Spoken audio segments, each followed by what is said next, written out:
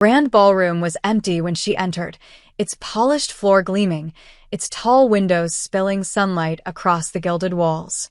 At the far end stood a figure in a dark uniform, back straight, posture disciplined.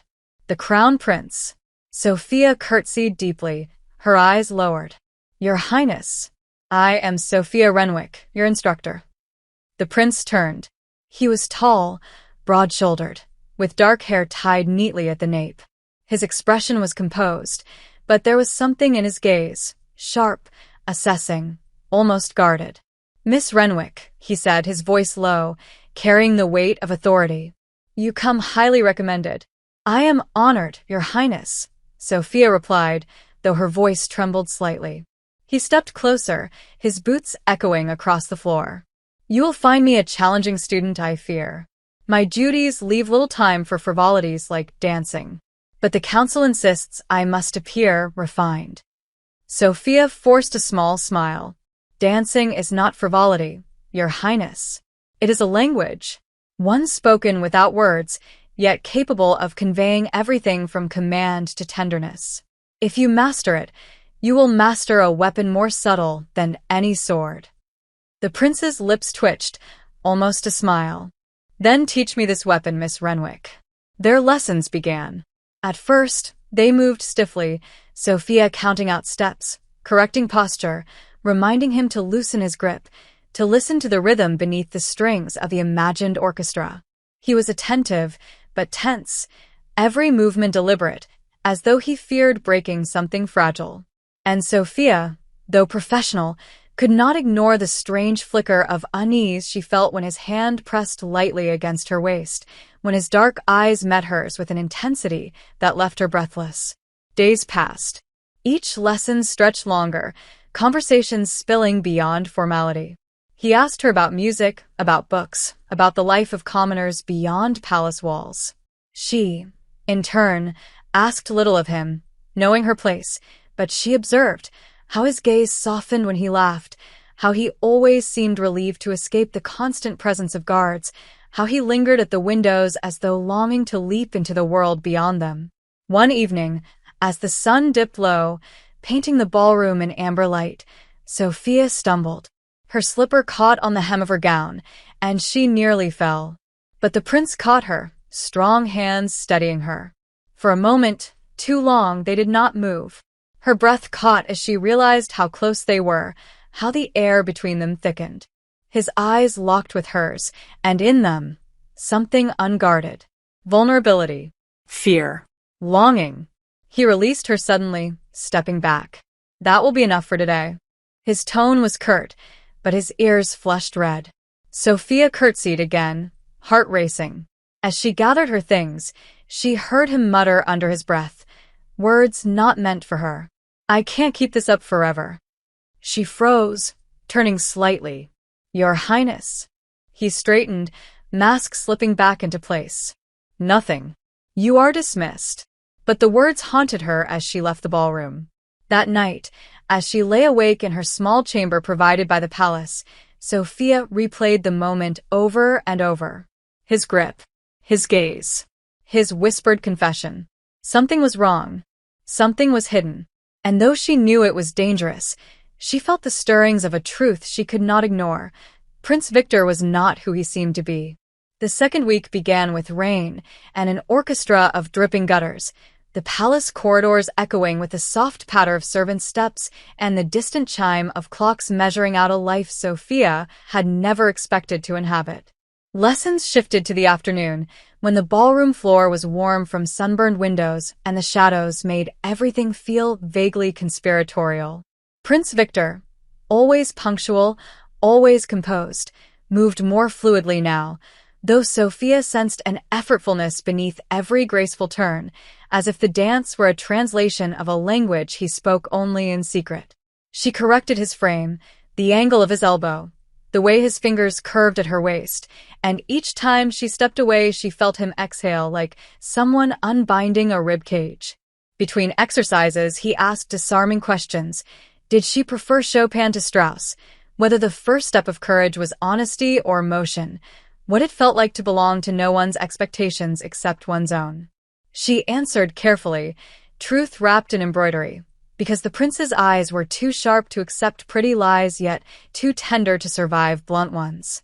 On the fourth afternoon she noticed the glove, specifically its stitching. It had been mended by hand rather than the palace tailor, a small seam at the base of the thumb where the leather had split from strain. She said nothing, but catalogued it alongside a dozen other curiosities. The corseted discipline of his breath, controlled on the inhale and diffused on the exhale, the way his boots were always a fraction looser at the end of a session, the flicker of pain he hid when she spun him too fast, the scent of beeswax and rosewater most men avoided but that clung to him faintly, like a memory. That evening a courier delivered a crimson envelope to the ballroom door.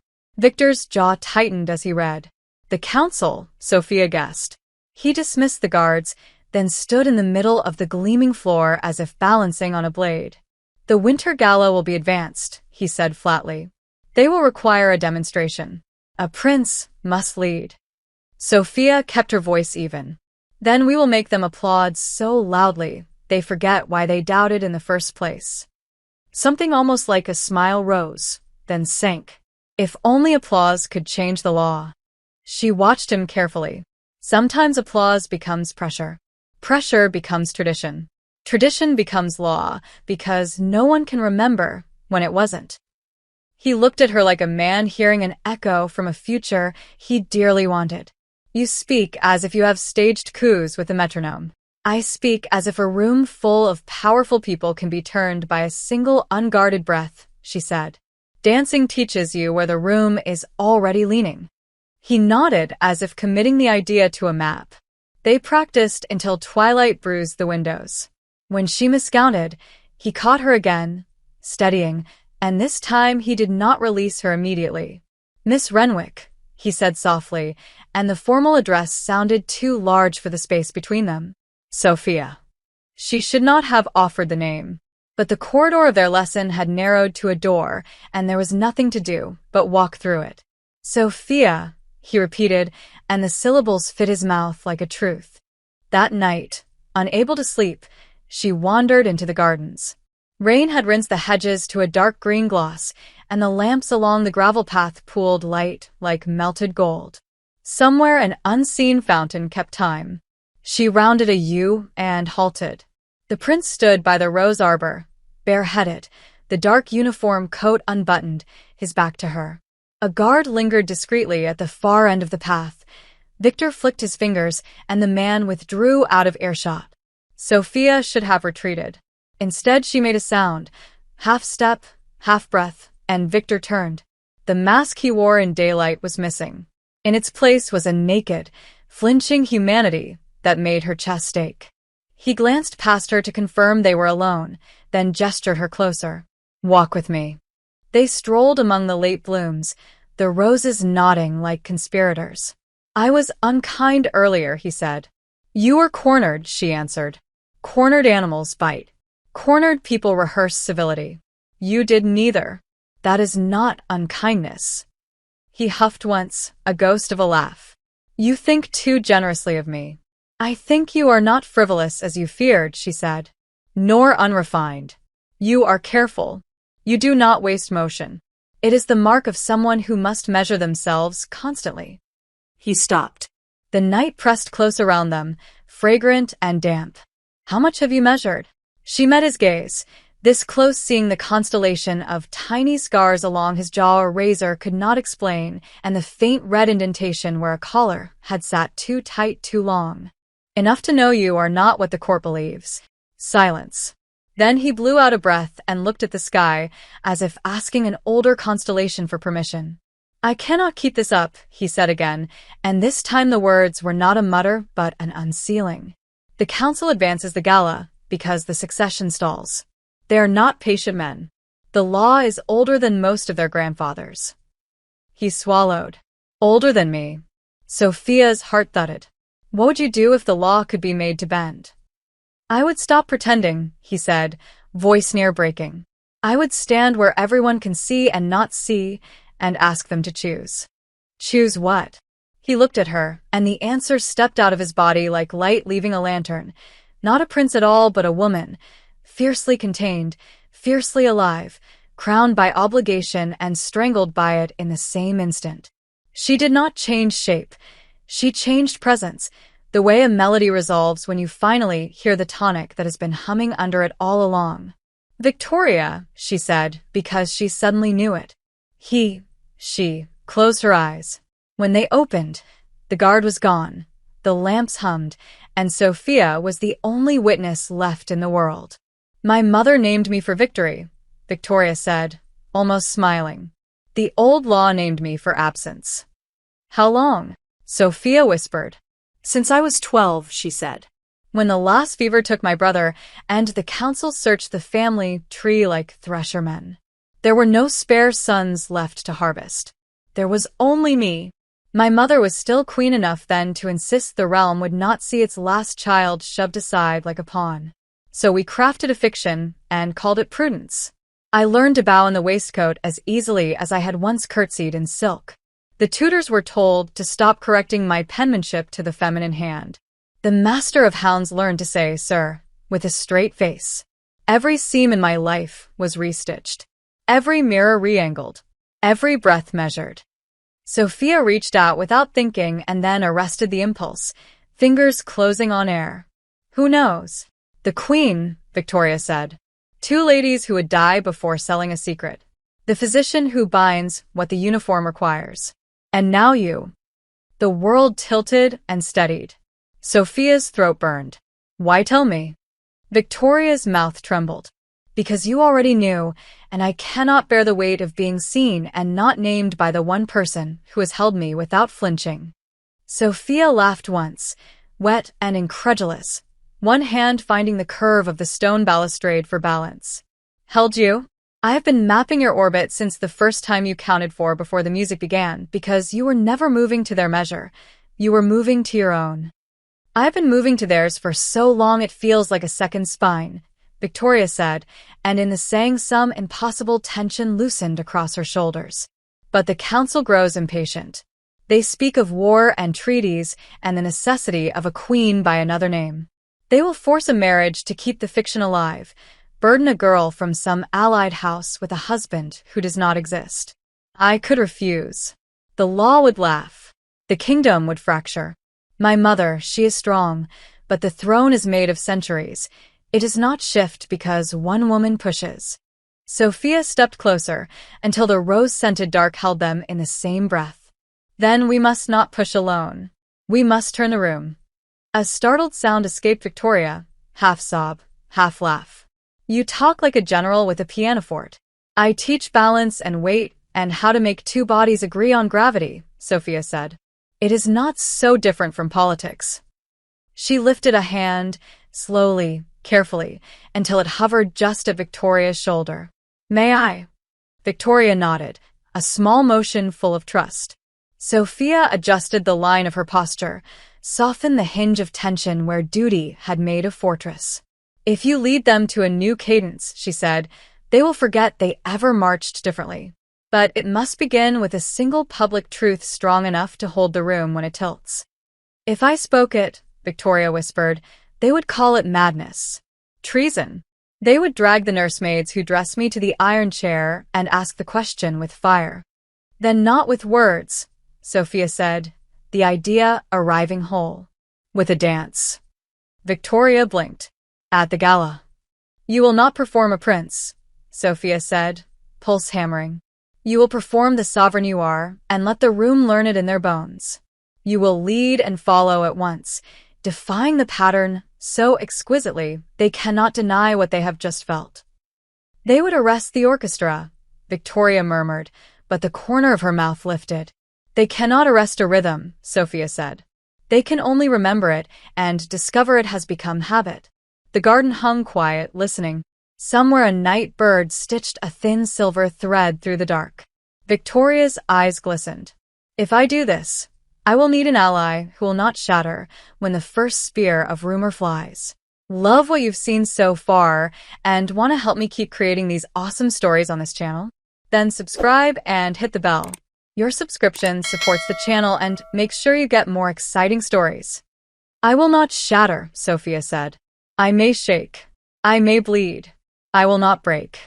Victoria exhaled, and in that breath Sophia felt the strange, fierce intimacy of two people aligning to an axis larger than either of them. Very well, Victoria said. Teach me how to be true in public without speaking a word. Teach me the revolution you swear a waltz can hold. It will not be a waltz, Sophia said, smiling despite the terror. It will be a prayer disguised as a scandal. Victoria laughed, an astonished, delighted sound she seemed to have misplaced for years. Then she sobered. Sophia, she said, the name now a vow. If this fails, then it fails, Sophia said, and her certainty surprised them both. But for one night at least, you will be entirely yourself beneath 1,000 candles. And I would rather burn beside that truth than live 100 safe years in borrowed clothes. Victoria's gaze fell to Sophia's mouth and darted away, a flicker of want that felt like a bell struck in the dark. She stepped back as if to save them both, gathering the uniform around her like a story pulled tight against wind. Tomorrow, she said, voice steadying into resolve. Same hour. No guards. Tomorrow, Sophia echoed. They walked back through the roses in silence, each tethered to the same impossible plan, each warmed by the same impossible relief. At the ballroom door, Victoria paused, hand on the latch, and looked over her shoulder with a kind of shy ferocity. Thank you, she said, for seeing me without demanding I explain. Thank you, Sophia answered, for explaining without asking whether I would stay. The door opened on a spill of lamplight, and the prince stepped through. The garden kept the princess a little longer, and for the first time the night did not feel like a hiding place, but a rehearsal for dawn. They began in the smallest room in the palace, a disused music salon tucked behind the orangery, its mirrors spotted with age, its parquet floor slightly uneven where heat and winters had lifted the boards. Sophia chose it precisely because it was imperfect. Perfection, she said, made cowards of people who feared to mar it. Victor arrived as the prince and left, each day, a little more Victoria. The difference was not costume, but cadence. He learned, she learned, to hold her center even as Sophia tilted her off it, to offer weight and take it back, to invite and refuse in the span of a breath. A sovereign does both, Sophia murmured as they moved. She is a harbor and a wind. Victoria's mouth quirked. And if the fleet mutinies? Then you change the tide. Rumors thickened like honey in the halls. A footman's eyes lingered. A lady-in-waiting's whisper snagged at the hem of silence and dragged it through doorways. Twice, Sophia found counselors waiting in the corridor outside the ballroom, their smiles too warm. The crimson envelopes multiplied, each sealed with the council signet, each more urgent. The winter gala, once planned for the month's end, shuddered forward by a week, then by another day, until it pressed upon them like a storm. Alongside the pressure came a new terror, talk of an alliance with Norwind, sealed by a marriage contract. The Princess of Norwind was clever and kind by reputation, but the council's plans spoofed kindness into convenience. They will announce the betrothal at the gala, Victoria said one afternoon, voice flat with effort, breath fogging the cold glass as she stared toward the gardens. A triumphant answer to a question no one was brave enough to utter aloud. Sophia stepped beside her reflection until the two of them looked like a single, taller woman. Then we will make a new question louder than their answer. And if they call it sedition?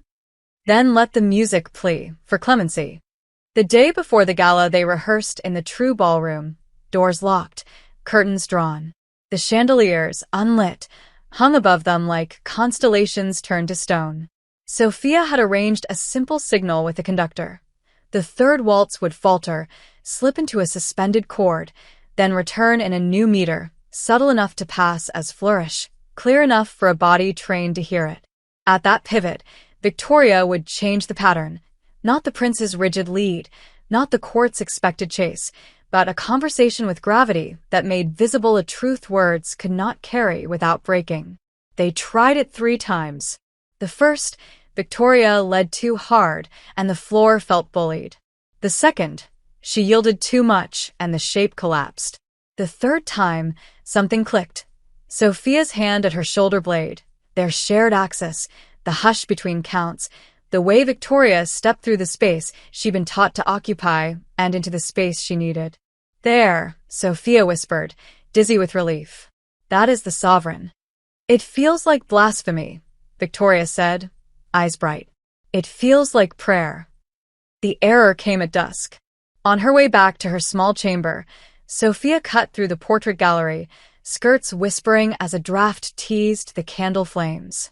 She did not see the man until she nearly collided with him, Lord Chancellor Rowan, the council's oldest mind and its coldest hand, thin as a quill and twice as cutting. He steadied her with fingers that felt like the memory of frost. Miss Renwick, he said pleasantly, walking the palace as if it were a public square. She curtsied, pulse pounding. Your Excellency. We have all admired the polish you have given His Highness, Rowan continued, strolling at her side without invitation. Even the cynical concede you have coaxed grace from iron. His Highness possesses grace in abundance, she said. I have merely organized what was already there. Modesty, Rowan mused. A currency in shorter supply at court than salt and lent. He turned his head, studying her with a gaze that felt like being measured for absence. Tell me, Miss Renwick, do you believe dance can change minds? Not minds, she said lightly. Hearts. And the heart drags the mind by the ear. He stopped by a portrait of the first Altrian king, a man painted with the face of a myth. The law is a spine.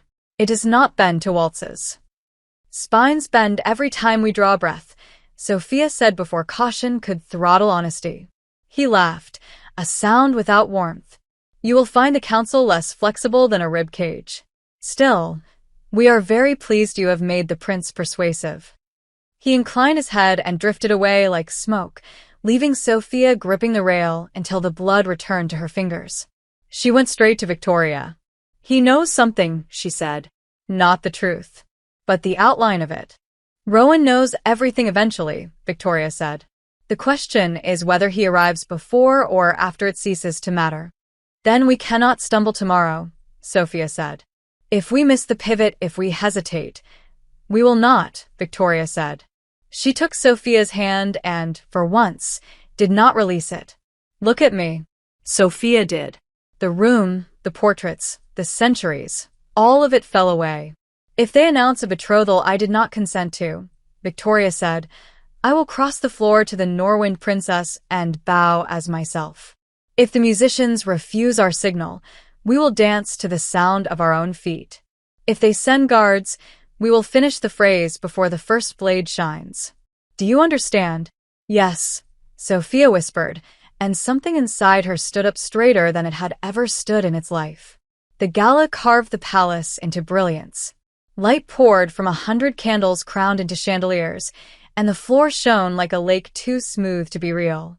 Nobles in jeweled colors blurred into a garden of dangerous flowers. The orchestra tuned. The first glasses rang.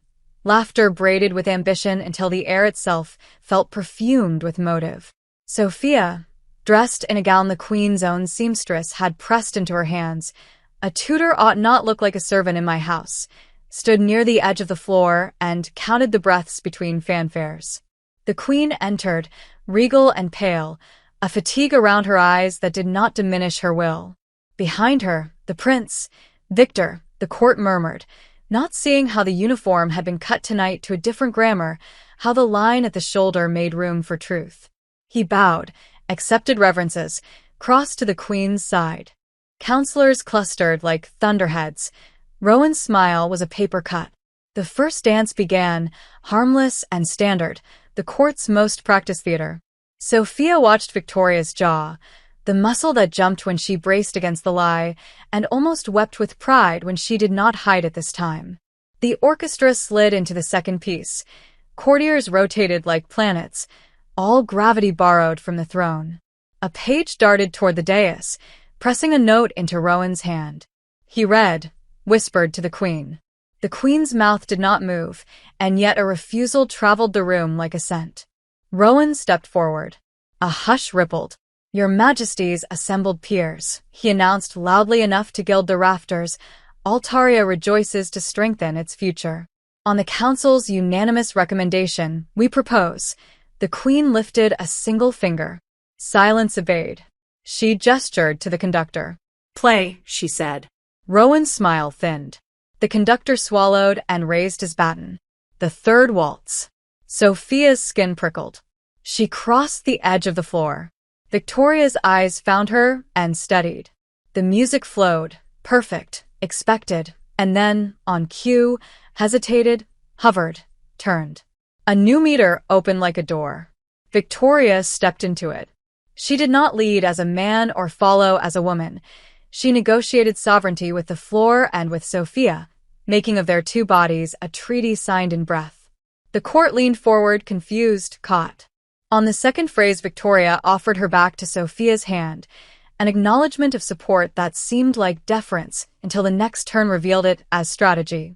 On the third, she released Sophia's palm and spun alone, not as abandonment, but as demonstration, a sovereign the law had refused to imagine, balanced without permission. Gasps punctured the silk of the room. Someone laughed, a bright, shocked sound. Someone else hissed improper, and was shushed by whoever wanted more. The queen did not move, but tears made the candles in her eyes spark like rivers. Rowan's face closed like a fist. He signaled. Two guards detached from a column's shadow. Sophia saw them and chose not to tell her fear the time. She and Victoria completed the figure that had taken them a week to learn and a lifetime to need. At the phrase's peak, they halted, not in a bow, not an apology, but in salute to the center neither law nor rumor could reach. The silence after held them like hands. Then the room broke. Applause hiccuped, scattered, swelled. It was not unanimous. It was enough to be undeniable. Seize the musicians, Rowan barked, too late. The queen stood. The applause obeyed her body, thinning into listening. My people, she said, voice steady. Altaria's future stands before you. Not because a council commands it, but because a daughter claims it. The law keeps history. The crown keeps the living. Rowan went white. Your Majesty, you may have my resignation tomorrow, the queen said without turning. Tonight you have my daughter. She descended the dais one step. 2. The court had no choreography for this. It shuffled, then parted instinctively, leaving a clear path from throne to floor. The guards hesitated, caught between habit and command. Rowan recalculated and smiled a smile that meant war would come with paper first. Sophia felt the room tilt toward choice. Victoria reached for her hand. Sophia took it. A woman near the front, Dowager Countess Mirvale, banker of half the court secrets, began to clap again, very slowly, very deliberately. Others joined. The sound found its own courage.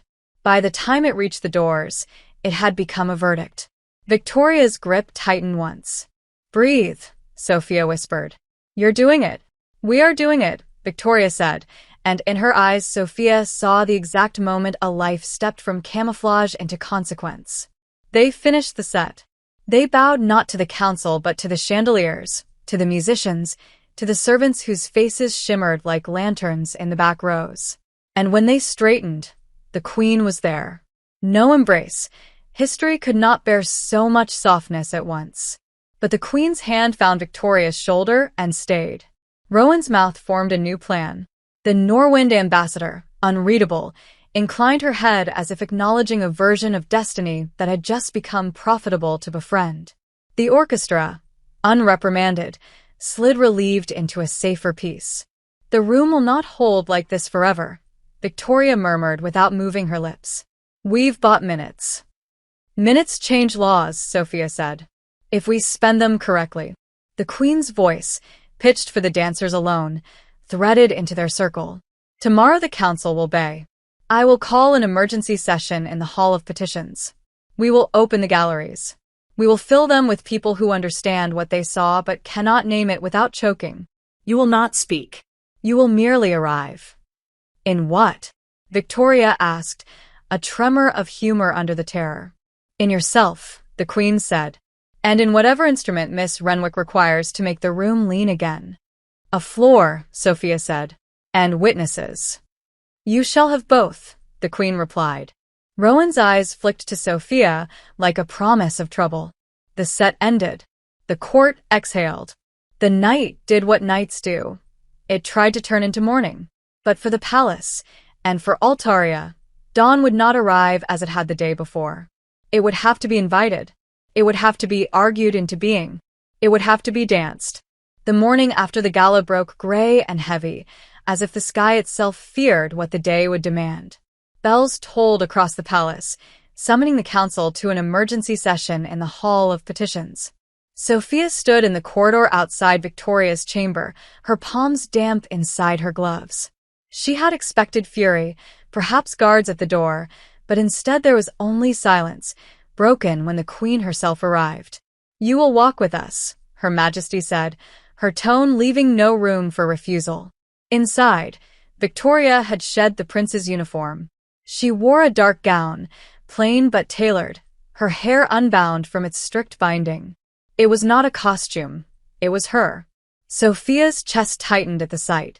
They will call me a fraud, Victoria whispered. They will call you sovereign, the Queen replied, steady. But only if you stand as one. The Hall of Petitions was already crowded, the galleries thrown open for nobles and citizens alike. The air buzzed with rumor, with fear, with possibility. At the center, Rowan waited, paper stacked before him like weapons. He bowed with exaggerated grace when Victoria entered. Your Majesties, he said, his voice sharp enough to cut. Last night's spectacle was memorable. But Altaria is not a stage. It is a kingdom bound by law, and the law names only a son as heir. Murmurs rippled. Rowan raised a document, its parchment yellowed with age. Here lies the Charter of Succession, penned in the reign of Alaric the Bold. It names the male line as the vessel of sovereignty. Unless Her Highness proposes to rewrite Alaric himself, her performance changes nothing. Sophia's heart pounded. This was the trap. Rowan had brought the law itself as a chain. The Queen lifted her chin. Alaric's words have been interpreted by councils, not carved by gods. And Alaric himself decreed that if no son remained, the crown should pass to the child most fit to protect the realm. Fit, Rowan repeated, savoring the word. How convenient. And how dangerous. Victoria stepped forward. Her voice trembled once, then steadied. Last night, I did not wear disguise. I wore truth. If the law cannot recognize its sovereign, then perhaps it is the law that is unfit. The gallery stirred, some gasping, others clapping softly before shushing themselves. Rowan's eyes narrowed. Your Highness toys with rebellion. Rebellion. Sophia found herself speaking before she could think. The chamber turned toward her. What rebellion exists when a daughter stands where no son remains? The rebellion would be to deny the people the heir who has bled and studied and carried the weight of this kingdom since childhood. Rowan's face tightened. You are a tutor, Miss Renwick. Mind your station. But the gallery had heard her. Whispers turned to applause, faint but real. Victoria's shoulders straightened. For the first time, she looked unafraid of the silence after her words. The Queen stood. We will not end this session in arguments. The people will witness their sovereign not in parchment, but in presence. Tomorrow, Victoria will sit at my side during audiences. Those who doubt may look upon her themselves. Let them decide whether they see a fraud or a ruler. Rowan tried to protest, but the Queen's hand cut him off like a blade. The council dispersed in a cloud of discontent, and Sophia and Victoria followed the Queen back into the corridor. Alone at last, Victoria gripped Sophia's hand, her breath shaking. You risked yourself for me, she whispered. Sophia squeezed back. I only said what the room already felt. You showed them truth. They only needed someone to name it. For the first time, Victoria smiled without restraint, a smile that was hers alone. Then tomorrow, let us name it louder. The Hall of Petitions opened again the next morning, sunlight filtering through high-stained glass windows, throwing fractured colors over the crowd that filled every gallery. The Queen entered first, her crown light yet immovable, and beside her walked Victoria, not in the prince's uniform, but in a gown of deep blue velvet that announced itself without apology. Murmurs rippled instantly. Some bowed, some stiffened, but all looked, and that was the victory. Sophia stood just behind, where a tutor might plausibly belong, her hands clasped to hide their trembling. The first petitioner, a merchant from the south, hesitated at the sight before addressing the queen. "Your Majesty, I came to ask for relief from the tariffs, but am I to call the heir Victor, or?" he faltered. The queen's voice was calm as iron. "You may call her Crown Princess Victoria, as is her name." The merchant bowed awkwardly, and something shifted, subtle, but present. The room had bent a fraction. Through the morning, nobles and citizens alike presented grievances, disputes over land, over trade, over tithes. And each time, their eyes flicked not just to the queen but to Victoria, measuring. Some frowned. Some softened. Some looked confused but said nothing. Sophia caught the rhythm like a dance, watching how Victoria mirrored the queen's posture, how she spoke when invited with clarity and restraint, how she met gazes without flinching. "They are leaning," Sophia whispered once when she passed a note forward. "Don't push. Let them fall on their own." By noon the gallery's murmur had grown almost warm, and that was when Rowan rose. He did not carry parchment this time, only a small box. He bowed deeply to the queen, but his eyes sought Sophia like a hawk's. "Your Majesty, honored council, faithful subjects," he said smoothly, "I bring grave concern.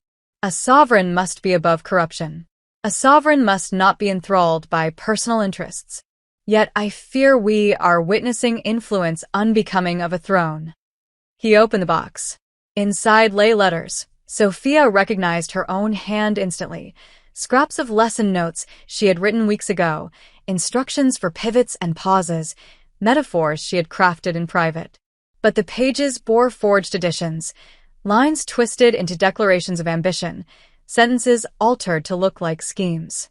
"See here," Rowan said, holding one up. "Teach them to lean, and soon they will fall. Not dance, not poetry, conspiracy." The gallery hissed.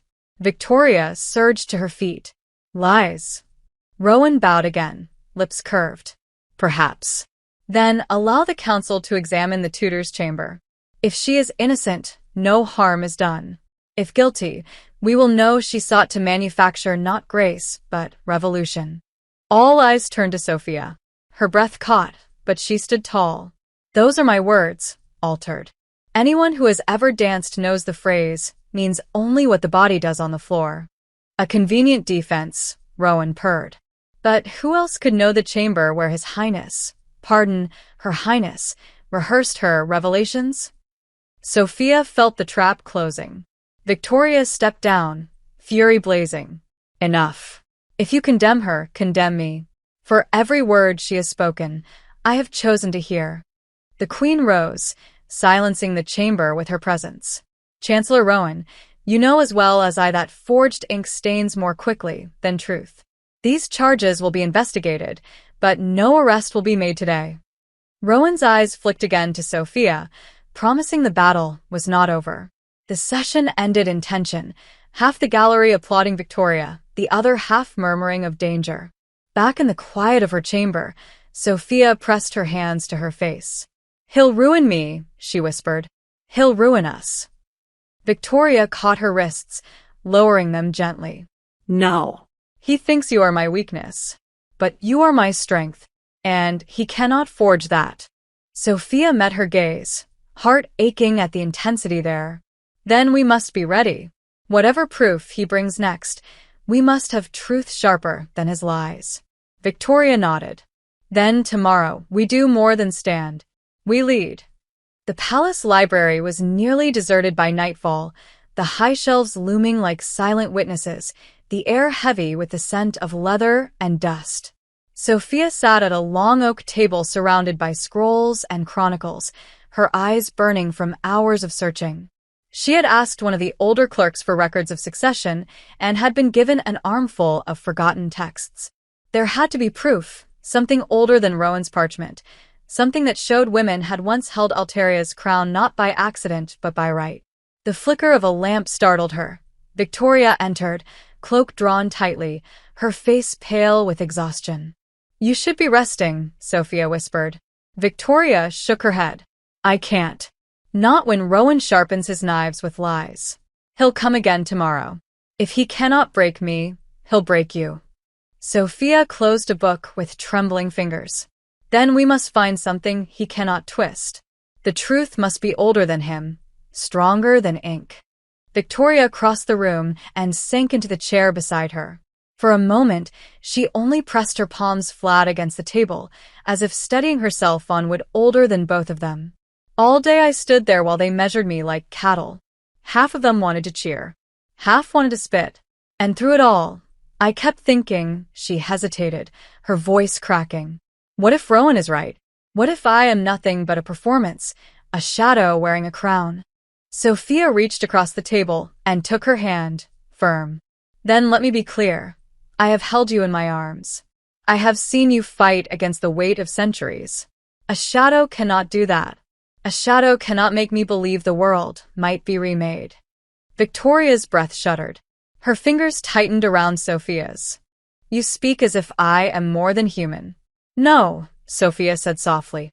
"I speak as if you are finally allowed to be one." Silence pooled around them, filled only by the hiss of the lamps and the whisper of rain at the windows.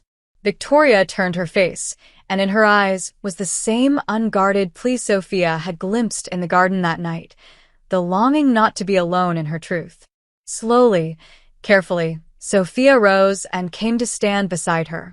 She lifted a hand, brushing back a strand of Victoria's hair, her touch lingering a heartbeat longer than it should. "Sophia," Victoria murmured, her name trembling like a vow.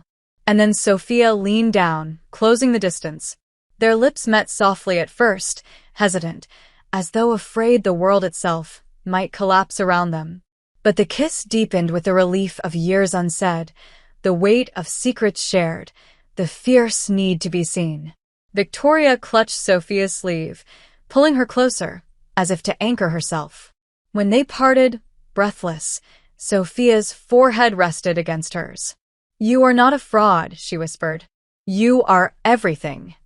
Victoria's eyes glistened. "And you are the only person who makes me believe it." They stood like that, the books and shadows pressing around them, until the sound of footsteps in the corridor jolted them apart. Victoria straightened her cloak, her face composed, but her lips still trembling. "Tomorrow he will attack again," she said. "And tomorrow I will be ready." Sophia nodded, still breathless. "Because we are ready. Together." Victoria gave the smallest of smiles, fragile but real, before slipping back into the corridor. Sophia touched her lips, the echo of the kiss still alive, and for the first time since she entered the palace, she felt no fear of the morning. The council chamber smelled of ink and smoke, thick with the weight of too many voices speaking at once. Rowan stood at the center, his cane tapping against the marble floor like a drumbeat of accusation. "Your Majesties," he declared, "it is not enough to parade before the people. We must face facts. The tutor, this Miss Renwick, has overstepped her station. I present 2 servants of the palace who will testify that she entered chambers forbidden to her and that she has influenced the crown princess with treasonous intent." He gestured, and 2 frightened maids stepped forward, their eyes lowered. Sophia recognized neither of them, but the tremor in their hands spoke volumes. Coerced. Bribed. Rowan smiled thinly. "Do not take my word. Take theirs." One of the maids stammered, We saw her deliver notes in secret. We heard her speak of changing the law." "Enough." Victoria's voice cut through the chamber, sharp as glass. She rose from her seat, no longer the disguised prince, no longer the hidden daughter, but the sovereign she had been born to be. "If Miss Renwick speaks of changing the law, it is because she speaks truth already whispered by half this room. If she delivers notes in secret, it is because some truths are not yet safe to be spoken aloud. But do not mistake honesty for treason." Murmurs rippled, louder than before. Rowan slammed his cane once. "She manipulates you." Victoria stepped forward, her gown brushing the floor like a banner unfurling. "No one manipulates me, Chancellor. Not Miss Renwick, not the council, not even you. I am not clay to be shaped by hands fearful of change. I am steel hammered by it." She looked directly at the gallery, at the nobles and citizens who leaned forward to catch every word. "Do you think me weak because I was hidden? I was 12 when the council forced me into disguise. 12 when I learned to walk in boots too heavy for my feet, to lower my voice until it ached, to bear a crown that was never meant to fit. And still I carried it. Still I studied, still I fought, still I prepared myself to protect this kingdom when no one else would. And you would call me unfit." The chamber stilled. Even Rowan faltered at the ferocity in her voice. Sophia's heart pounded, pride swelling until she thought she might burst. Victoria turned to the Queen, who watched in silence, her face unreadable. "Mother," Victoria said, voice clear, "I will not let Rowan poison this court with lies against the one person who has given me strength when all else sought to break me. If you believe I am sovereign, then trust me now. Sophia Renwick remains at my side, not as tutor, as ally." Gasps scattered through the chamber. Rowan's face flushed dark with rage. "This is folly," he shouted. "You bind the crown to a commoner." "I bind myself to truth," Victoria said. "If that offends you, Chancellor, perhaps it is not I who am unfit." The gallery erupted, some in applause, others in outrage, but the tide was turning. For the first time, Sophia saw not just fear in the eyes of the courtiers, but wonder. The Queen rose, raising her hand for silence.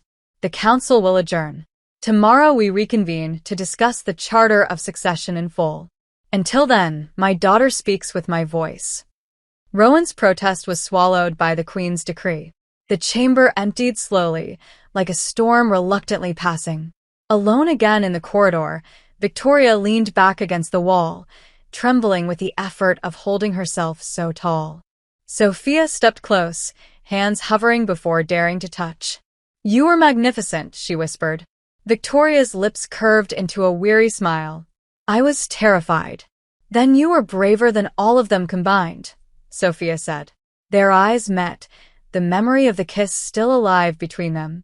For a moment the palace around them disappeared, leaving only the two of them, the faint scent of ink and roses, the echo of applause that had not been meant for Sophia, but that she felt all the same.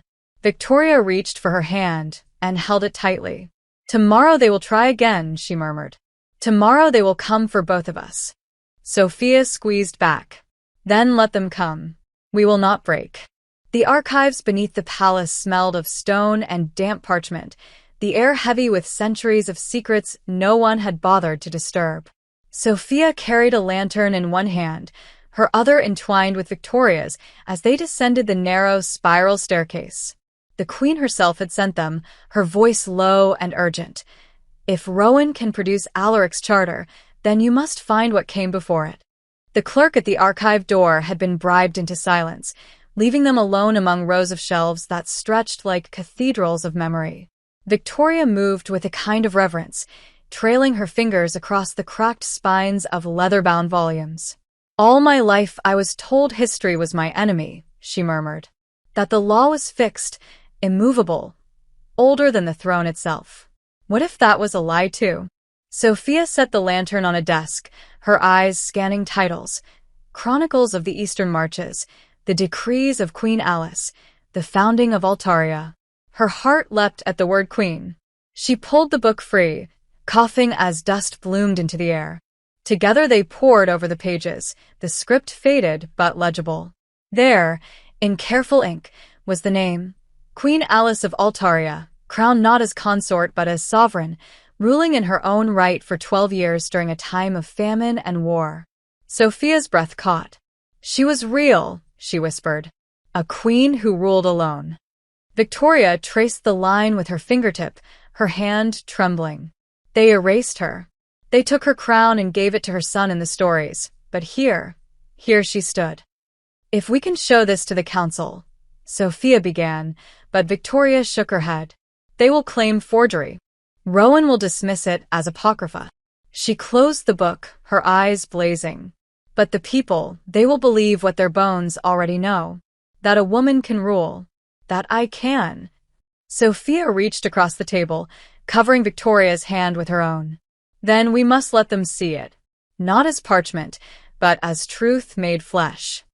Their eyes held, and the silence deepened until Sophia felt her pulse in her throat. They had kissed once, stolen and trembling, but here in the quiet dark it felt different, heavier, inevitable. Victoria leaned closer, her lips brushing Sophia's cheek before finding her mouth, gentle at first, then fiercer, as though anchoring herself to something unshakable. Sophia kissed back, pouring into it all the faith she could not yet speak aloud, all the hope of a world where love was not treason but crown. When they broke apart, Victoria's forehead rested against hers. "If they strip everything from me," she whispered, "promise me I will not lose you." "You will never lose me," Sophia vowed. "Even if the world calls me traitor, I will stand at your side." The lantern guttered, throwing long shadows across the stone walls. Sophia closed the book of Queen Alice and tucked it into her satchel. "This is our proof. Not perfect, not invulnerable, but enough to remind them of what was stolen from history." Victoria's grip on her hand tightened. "Then tomorrow we give it back." The council chamber brimmed with tension, the galleries so crowded that citizens pressed shoulder to shoulder against the railings, hungry for spectacle, for verdict, for change. Rowan stood at the center once more, his cane a weapon, his voice sharp enough to slice the air. "Yesterday this court was polluted with forgeries and fantasies. Today we must restore order. Miss Renwick has filled the crown princess's mind with poison, whispering treason, falsifying records, plotting to overturn centuries of law. She is no tutor. She is a conspirator." He snapped his fingers, and guards stepped forward, ready to seize Sophia. But before they could move, Victoria rose.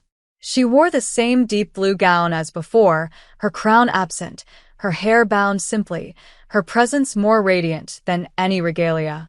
"If she is a conspirator," Victoria declared, her voice ringing through the hall, "then I conspire with her. If she is guilty of treason, then so am I. And if you seek to bind her hands, you will bind mine as well." Murmurs erupted. Rowan's face twisted in fury. "Do you hear her? She admits it openly. She spits on the law." Sophia's chest tightened, but she forced herself to stand tall. "The only thing I have done," she said, her voice steady though her heart thundered, "is teach the princess to see what has always been there. That truth does not vanish because parchment pretends it does." She pulled the book from her satchel and placed it on the council's table. The faded leather cover caught the light, fragile but undeniable. "This is the chronicle of Queen Alice, who ruled Altaria in her own right before Alaric the Bold ever drew breath. It names her sovereign, not consort. It records her decrees, her battles, her victories.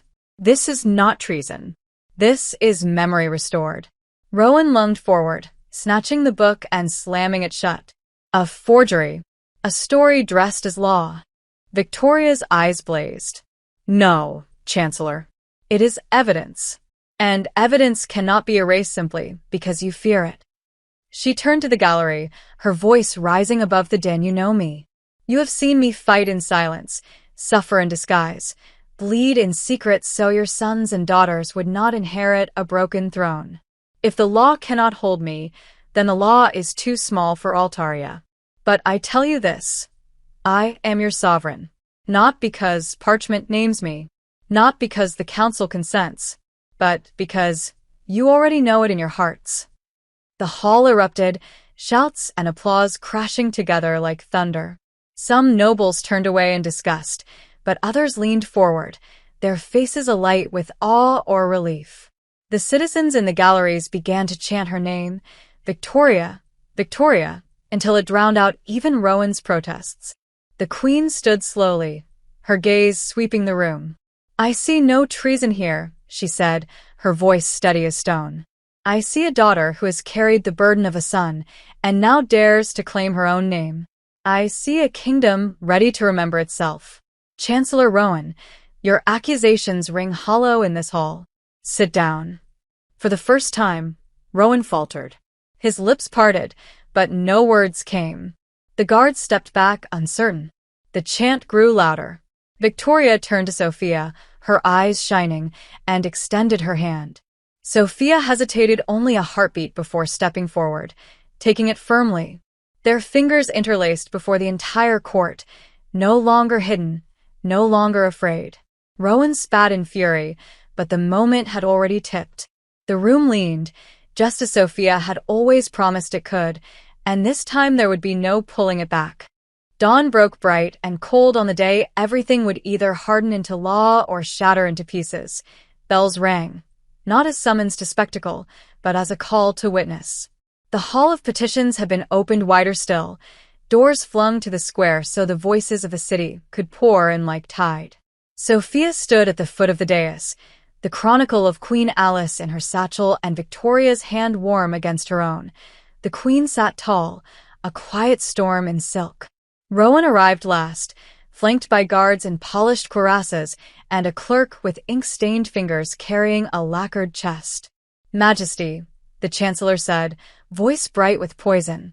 "Before this farce proceeds, I submit final proofs. The tutor's forgeries were not solitary. Here are ledgers and letters, traced to her hand, that show a conspiracy to inflame the mob and topple the lawful succession." He snapped his fingers. The clerk set the chest down and opened it to reveal neat stacks of parchment and 3 broken seals. Murmurs rose like wind. The queen's gaze narrowed. "You have enjoyed your theater, Chancellor. Let us have the actors named." Rowan smiled. Happily. "Call the maids who testified yesterday, call the steward of the West Wing, call the conductor who changed the waltz at the gala. They will confirm they were paid in Miss Renwick's coin." Before he could finish, a small voice broke from the back. "We were threatened." All eyes snapped to 2 young women in plain dresses, yesterday's maids, pushing through the crowd, faces blotched with fear and shame. "He told us to say it," the taller one sobbed, pointing not at Sophia but at Rowan. "He said our brothers would be conscripted if we refused." The gallery erupted. Guards moved, then stalled under the queen's raised hand. The ink-stained clerk swallowed hard and fell to his knees. "Your Majesty, I forged them at the Chancellor's order. He gave me phrases. He said the paper would do what the people were too timid to." Rowan's smile cracked. "Perjury. Bought tears." He turned to the guards with a snarl. "Remove these liars." "Do not move," the queen said, iron and velvet, and the guards froze as if the floor itself had commanded them. She lifted her chin. "Chancellor Rowan, I charge you with suborning perjury and attempting to pervert the succession. You will hold your tongue until judgment falls." Someone in the gallery cheered. Another wept. Rowan stood very still, calculating, then let his cane thud once against stone, as if claiming a rhythm no one else could hear. "Even if the tutor is sainted," he said tightly, "the law remains. Alaric's charter names a son. You cannot wish it away with applause." "Nor with forgery," Victoria replied, stepping forward so the light caught her face. "You have used the charter like a shackle. We bring a key." Sophia drew out the chronicle, its leather worn smooth by centuries of forgotten hands, and laid it on the table where Rowan's chest had sat moments before. "Queen Alice," she said clearly, so the square beyond the doors could hear, crowned sovereign in her own right during the famine of the 5th century, issuing decrees, making treaties, commanding the levy. This is not a story. It is a record the dust could not eat. A hush like held breath followed, then a rumble of voices. "Alice, Alice," some awed, some skeptical, but all listening. Victoria raised her voice, not to shout the hall down, but to shape it. "I do not ask you to worship the past. I ask you to remember it, so we might have a future. If the charter was bent to erase a woman when it was convenient, it can be clarified to recognize one when it is just. Amend it. Let Altaria say aloud what it already knows in its bones." The queen rose and addressed not only the council, but the people at the doors. "By prerogative of the crown, I propose an immediate amendment to the charter, that in absence of a son, the most fit child, regardless of gender, shall inherit. The council will vote with names recorded. The galleries will witness." Rowan laughed once, low and disbelieving, and then the sound died as faces around him failed to mirror it. One by one, counselors stepped to the clerk's desk to write their votes.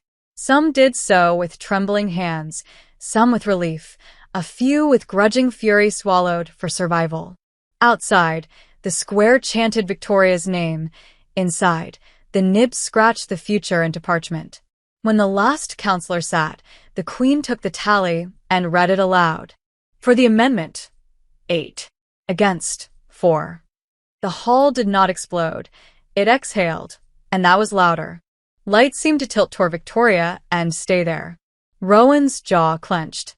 You trade law for sentiment and call it governance. Altaria will answer you in blood. Altaria has already answered, the Queen said, and nodded to the captain of the guard. Escort the Chancellor to provisional custody pending trial. No harm. Rowan opened his mouth to hurl one more curse. It died in his throat as he met the eyes of the people he had called mob and found instead a jury he could not bribe. The guards led him away under a rain of silence. Then the Queen turned to the hall, to the square, to her daughter. Kneel, she said softly, and Victoria did, not as a supplicant, but as a promise. The Queen lifted from her own head a circlet, not the heavy crown of coronation, but the diadem of the air, and set it onto Victoria's dark hair. Rise, Crown Princess Victoria of Altaria, my heir by law and by truth. Applause broke over them like surf. Sophia could not see for tears. Victoria rose and reached for her hand openly, unafraid, and the hall did not flinch. It leaned closer. The Queen's mouth curved. Miss Renwick, she said just loud enough to carry, Altaria owes you debt for courage neither parchment nor steel could have purchased. If you would remain, do so not as tutor, but as advisor to the heir. Sophia bowed, throat tight. With all my heart. After the session, when the square had become a festival and the council scribes were already copying the amended charter, the palace emptied itself of crisis and filled with breath. The ballroom waited, gold as a kept vow. Victoria tugged Sophia there like a girl stealing minutes, closed the doors, and stood in the middle of the floor where they had first rehearsed treason into grace. No musicians this time, only the distant hum of a city learning a new cadence. Victoria lifted her hand. Dance with me, she said, smiling like dawn. Sophia stepped into her arms.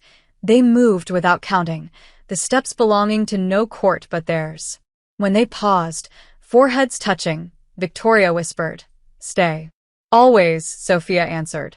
Outside, bells rang again, not as summons, not as warning, but as celebration, of a law widened, of a lie ended, of a love that had taught a kingdom to feel before it learned to speak.